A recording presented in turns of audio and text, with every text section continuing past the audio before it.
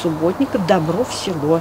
Вы сегодня участники этой акции. Мы и вчера начали уже готовиться. Наши медицинские работники приготовили для вас саженцы. Казан медицина университеты студентларының Питрәч районына сәфәрләре урман утырту көне белән туры килде. Шуңа 8 волонтер авыл фаплары янындагы территорияларны төзекләндерү буенча ярдәм тәкъдим иттеләр. Студентларның бер өлеше Крәшен сәрдәсе авылында эшләсәләр, икенче өлеше Кылай авылында. Алар фельдшер-акушерлык пункты янын чистарттылар, 6 пион куагы һәм 20дән артык шыршы агачы утырттылар.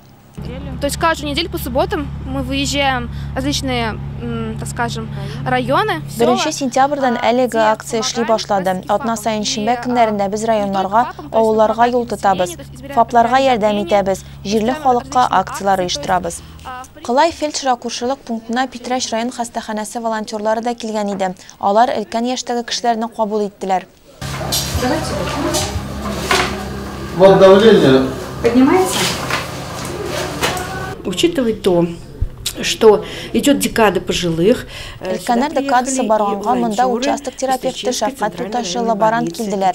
Фапка без олы яшьтәге кешеләрне чакырдык. Кабул итү бара. Килә алмаучылар янына иләренә барачакбыз. Население у нас 1149, а Участокта 1143 кеше яши. Шуларның 463 пенсия яшендәге кешеләр. 2 Шәфкать Туташы ярдәм күрсәтәбез. Әлеге акция Татарстанның башка районнарында да үтте. Ул 1 ноябрьгә кадәр дәвам итәчәк.